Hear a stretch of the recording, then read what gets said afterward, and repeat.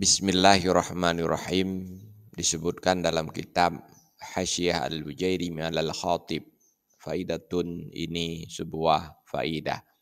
Ra'aitu bi khatil azraq, saya mendapatkan sebuah tulisan berwarna biru. An Rasulillah sallallahu alaihi wasallam, dari Rasulullah sallallahu alaihi wasallam, anna man arada an talida imra'atuhu zakaran fa innahu yada'u yadahu ala batniha fi awwalil hamli.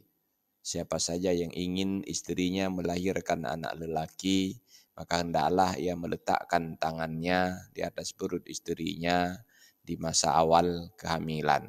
Wa yaqul, dan membaca doa. Bismillahirrahmanirrahim. Allahumma inni usammi ma fi batniha Muhammadan faj'alhu li zakaran. Rasulullah sallallahu alaihi wasallam melanjutkan, fa innahu yuladu zakaran insyaallahu taala. Bila ini dilakukan, insyaallah anaknya akan lahir berkelamin lelaki.